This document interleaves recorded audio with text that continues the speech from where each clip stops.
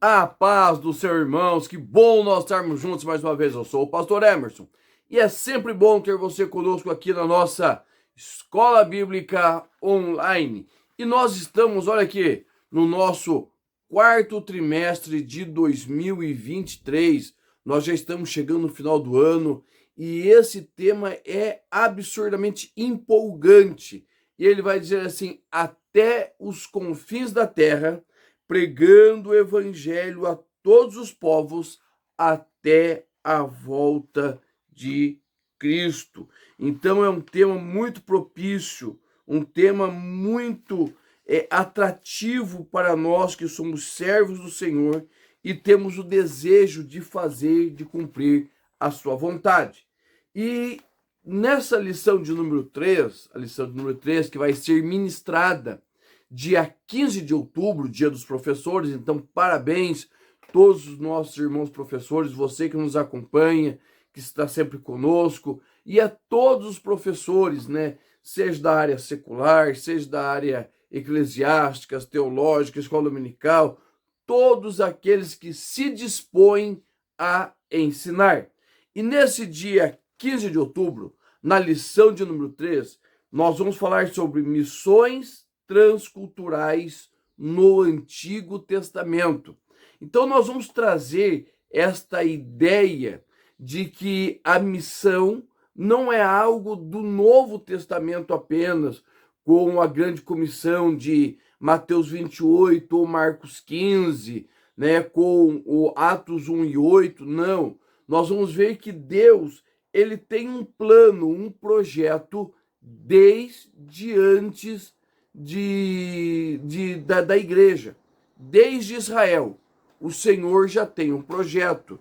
E esse projeto chama-se missões. Levar o conhecimento de Deus a todas as pessoas, ok? E nós vamos ver isso de forma implícita. O que é de forma implícita? É aquilo que você vai lendo nas entrelinhas, certo? Não é algo que está explícito, como no Antigo Testamento. No Antigo Testamento, a ordem da igreja é vai e prega. Prega com vontade, leva o conhecimento, leva a palavra. Agora, no Antigo Testamento, ela está de forma implícita, velada, está de uma forma encoberta, mas que existe esta ordem. E é isso que nós vamos ver dentro da nossa lição de hoje. O nosso textuário, ele vai nos dizer assim: disse mais, pouco é que sejas o meu servo, para restaurares as tribos de Jacó, tornares a trazer os guardados de Israel. Também te dei para a luz dos gentios, para seres a minha salvação até a extremidade da terra.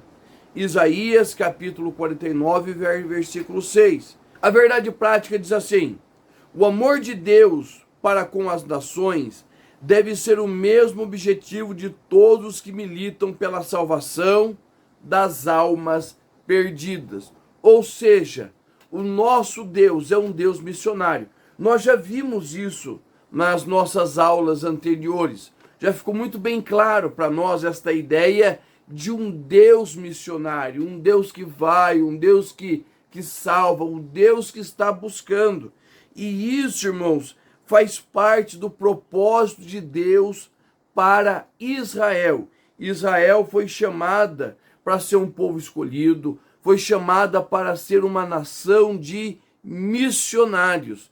Dentro da lição, nós vamos ver isto muito claro quando o pastor Wagner Gabi pega as histórias de Elias indo a Sarepta e Jonas indo a Nínive, tá? Então ali existe está bem claro ali.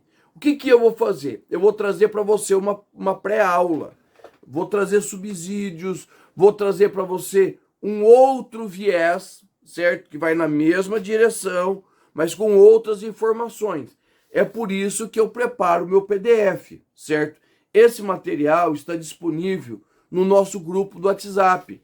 Esse grupo o link dele está aqui embaixo, certo? Então entra no nosso grupo do WhatsApp e ali você vai ter as informações como conseguir o nosso material, que é gratuito, junto com esse material, eu sempre coloco ali outros materiais de outros professores, né? Sempre coloco um ou outro vídeo só para o pessoal do grupo do WhatsApp. Então entra no nosso grupo, certo? Faz parte do nosso grupo e você vai receber nosso PDF e outros materiais que vão ser disponibilizados ali. Vamos lá. O nosso primeiro tópico, ele tem o seguinte título: Israel, um povo escolhido por Deus para um propósito missionário. Veja bem, desde a sua fundação, Israel, a descendência de Abrão, eles foram chamados para peregrinar e para levar o conhecimento de Deus às outras pessoas, às outras nações. Lembra a ordem de Deus para Abrão? Sai da tua família, da tua parentela, da tua casa e vai para um lugar que eu te mostrarei. Ou seja, já havia na cabeça de Deus que aquele homem levaria a sua mensagem. É bem interessante, Gálatas capítulo 3, nós vamos ver Deus anunciando o evangelho primeiramente quem? A Abrão, certo? E ele vai peregrinando pela terra de Israel até que ela vai se tornar uma grande nação, tá? Vai peregrinar pela terra de Canaã até que a sua descendência se torna uma grande nação. E isso é muito claro, porque quando nós chegamos em Êxodo, capítulo de número 19, logo depois que Israel sai da terra do Egito, que o Senhor o tira da terra do Egito, o Senhor vai deixar bem claro. Veja bem, dá uma olhada lá. Êxodo capítulo 19, versículos de 3 a 6. E subiu Moisés a Deus, e o Senhor o chamou no monte, dizendo: assim falarás à casa de Jacó, anunciarás aos filhos de Israel: vós tendes vistos o que fiz aos egípcios, como vos levei sobre as asas da águia, e vos trouxe a mim. Agora, pois, se diligentemente ouvires a minha voz e guardardes os meus mandamentos, então sereis a minha propriedade peculiar dentre todos os povos, porque toda a terra é minha, e vós sereis meu reino sacerdotal e povo santo. Estas são as palavras que falarás aos filhos de Israel. Êxodo capítulo 19, versículos de 3 a 6. Ou seja, qual foi a ideia do Senhor em libertar o povo de Israel? Não foi transformar toda a nação em um reino de sacerdotes, como a tribo de Levi.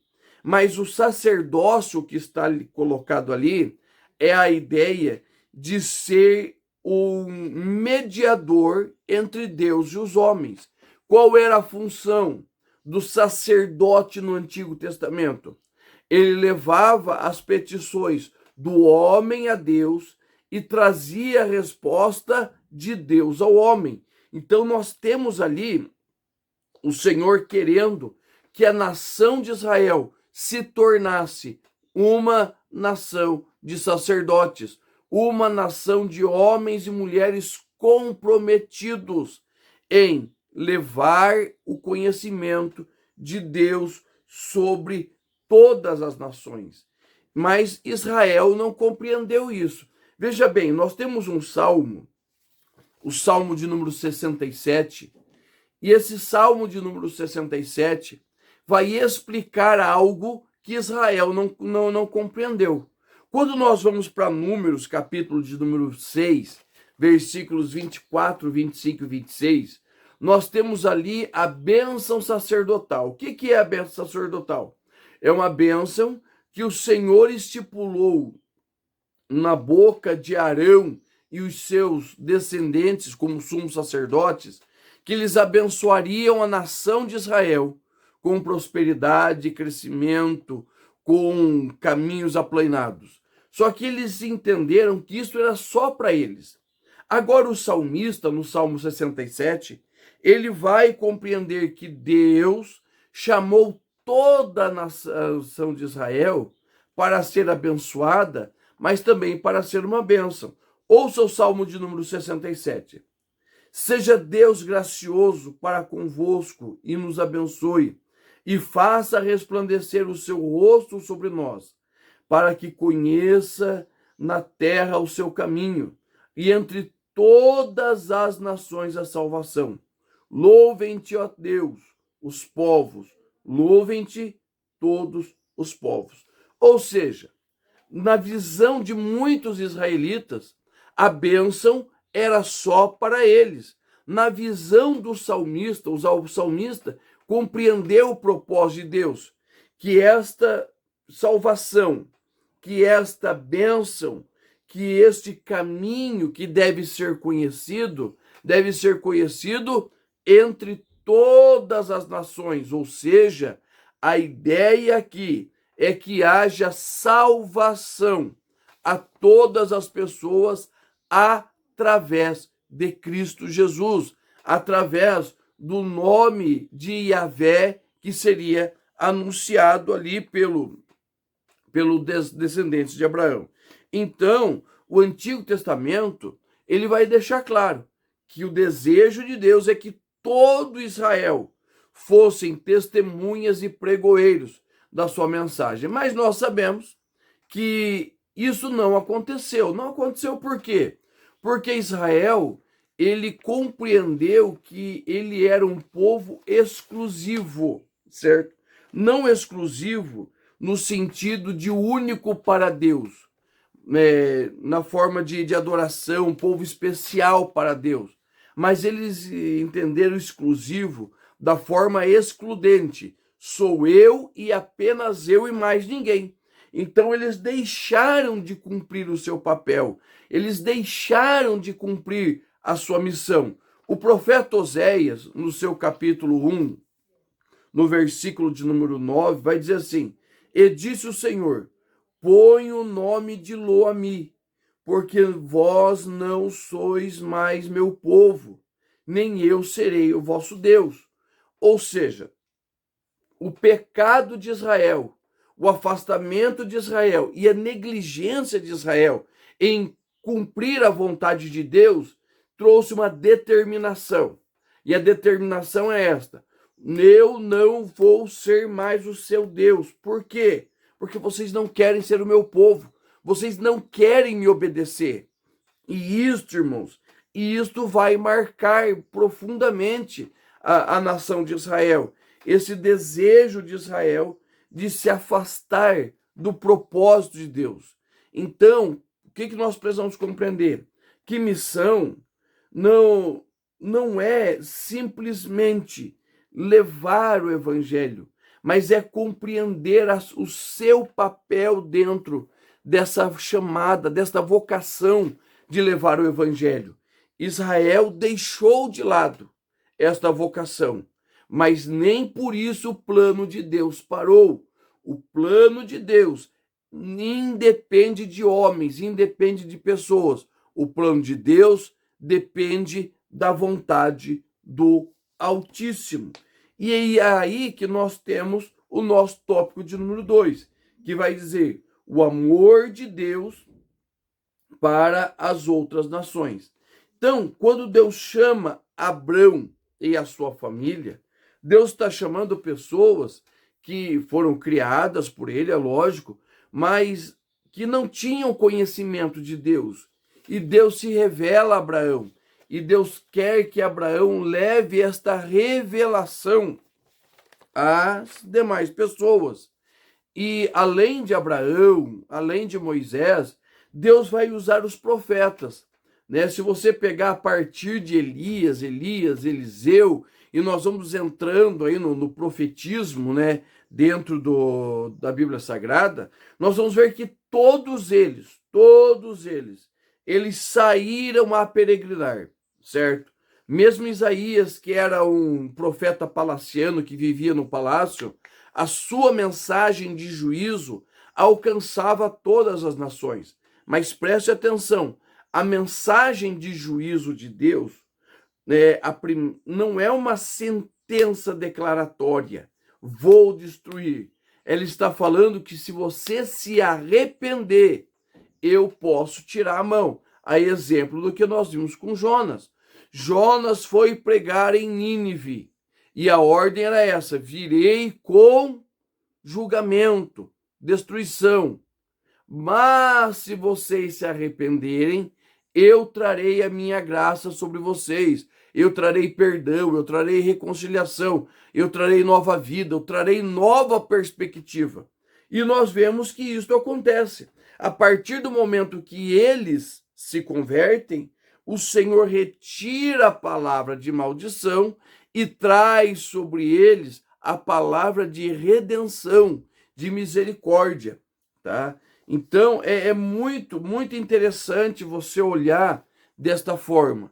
E o amor de Deus pelas nações é tão grande, e quando Israel se colocava a cumprir, que veja bem, uma das grandes vitórias bélicas de Israel se deu pelo testemunho do que o Senhor estava operando na vida de Israel. Como assim, irmão Emerson?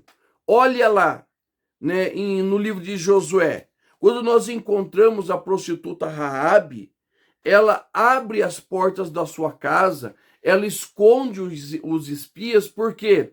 Porque ela ouviu do Deus de Israel e ela compreendeu que este Deus era o único Deus e poderoso para fazer coisas impossíveis, como subjugar Jericó. E isto foi tão poderoso que hoje Raabe está na linhagem direta do Messias, de Cristo, de Jesus. Então, irmãos, o amor de Deus pelas nações é absurdamente grande. E eu acho interessante como a Bíblia vai se revelando. Gálatas capítulo 3, versículo 8, vai deixar muito claro que Deus revela o seu evangelho, revela a sua missão, revela os seus objetivos, revela aquilo que ele está buscando a quem? Ao patriarca Abraão. Abraão, quando sai da sua terra, lógico que não é um evangelho como nós temos hoje, detalhado, pormenorizado, mas Abraão já sabe o que Deus quer dele e ele vai cumprir a sua missão de peregrinar, de andar. Por quê? Porque esse Deus missionário vai usar os descendentes de Abraão para levar o conhecimento de Deus a toda a terra. E é a mesma coisa, irmãos, nos dias de hoje. O Senhor, ele nos chama. E o Senhor, ele quer o quê? Que nós levemos o conhecimento da sua misericórdia. Porque quando nós fazemos isso, Raabe se converte. Quando nós fazemos isto, Ruth se converte. Quando nós fazemos isto, as pessoas vão se achegando ao reino de Deus, tá? Então nós precisamos levar a palavra do evangelho. Nós precisamos levar o conhecimento de Deus a todas as pessoas. E o nosso último tópico, o tópico 3, diz assim: alianças entre Deus e a humanidade no Antigo Testamento.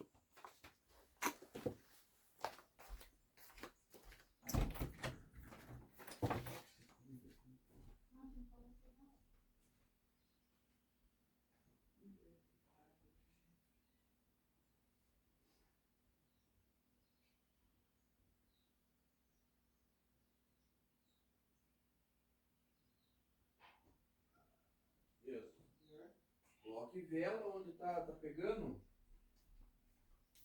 Tem uma vela ali, passe vela onde tá pegando.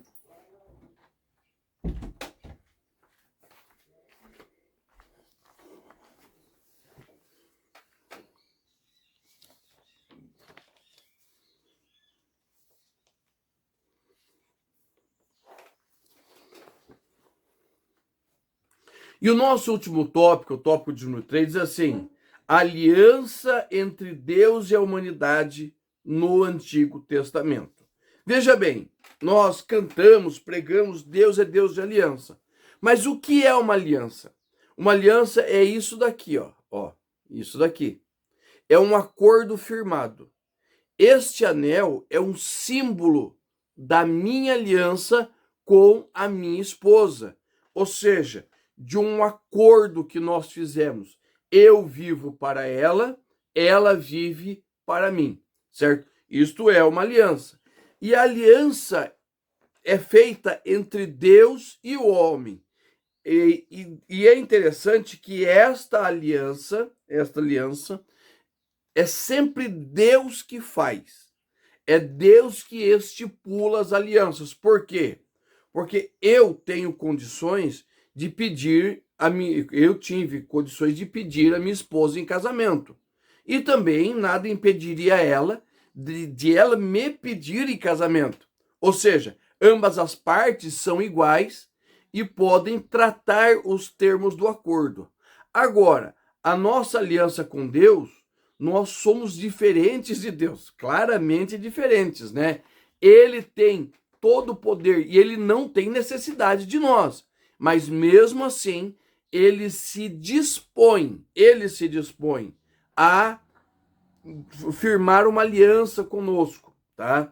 Então, isso nós vamos ver em muitos textos, certo? Muitos textos dentro do Antigo Testamento. Deus firmando alianças. Deus firma aliança com Adão, com Noé. Deus firma aliança com Abraão. Deus vai firmar a nova aliança em Ezequiel. Deus é um Deus de aliança. E essas alianças, existem dois tipos de aliança. Dois tipos de aliança.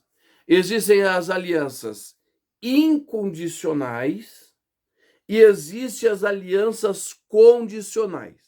Vamos lá. O que são as alianças incondicionais? São as alianças que Deus diz: eu vou fazer, independente de você. Eu vou fazer, certo? Eu vou fazer. Então, a aliança incondicional é uma aliança em que não existe nada do homem, certo? Deus irá fazer algo em favor do homem.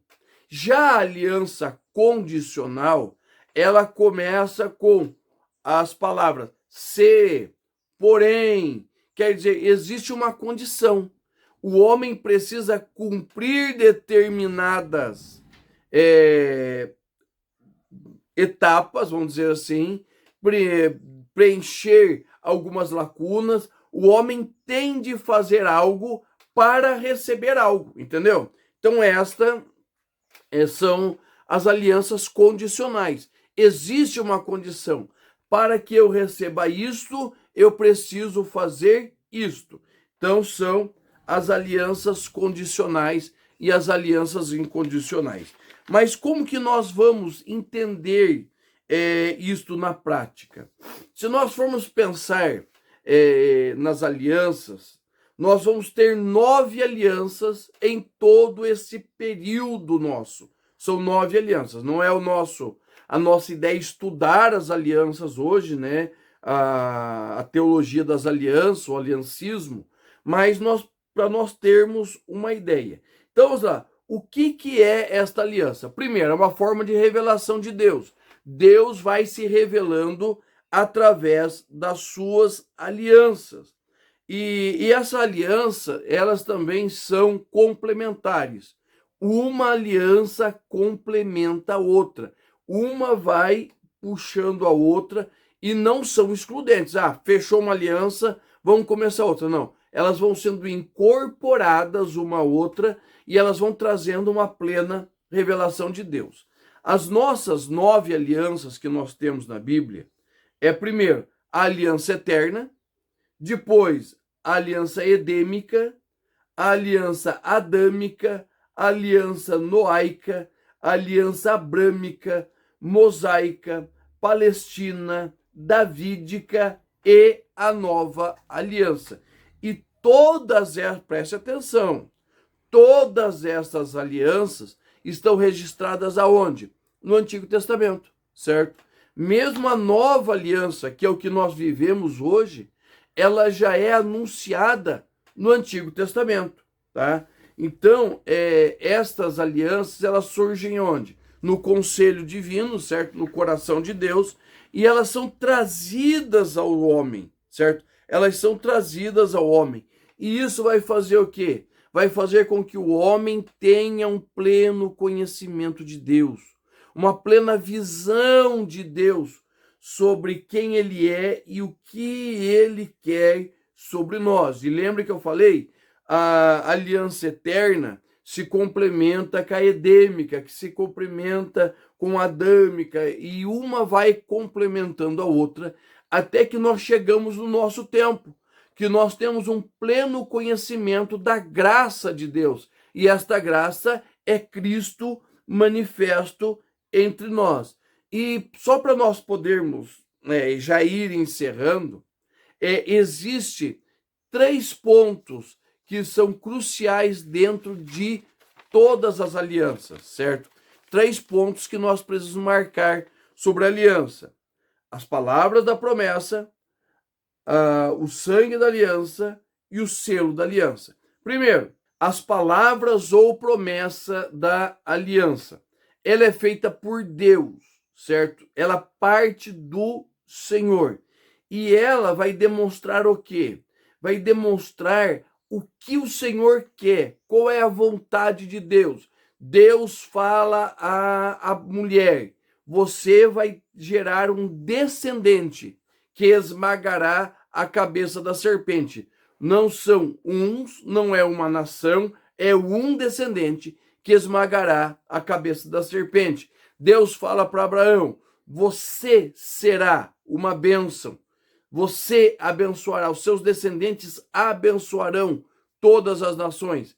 Existem as palavras, aquilo que será efetuado por Deus, né?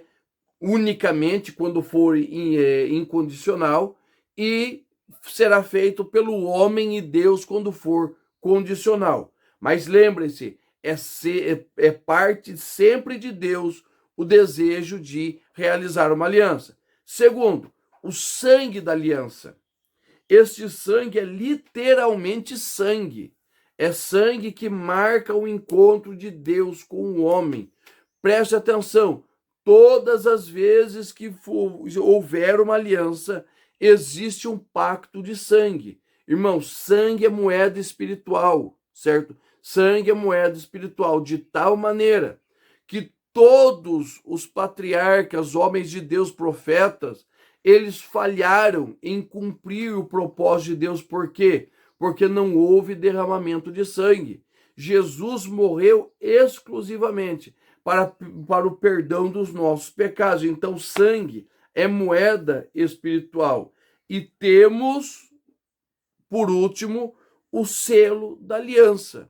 Ou seja, é a chancela de Deus dizendo que o que vai acontecer quando vivermos as promessas deles. Então, as missões transculturais dentro do Antigo Testamento, ela faz parte de um grande e engenhoso plano de Deus, aonde Deus nunca foi pego de surpresa pela falha humana, e Deus sempre está no comando de tudo, até mesmo naquilo que para nós parece infortúnio. Mas o Senhor tem o comando, o Senhor tem a direção, ele sabe como, que e onde irá realizar a sua vontade. Tá bom? Deus te abençoe, espero ter te ajudado, e fique conosco na lição de número 4, que nós vamos falar de missões transculturais no Novo Testamento. Deus te abençoe, em nome de Jesus.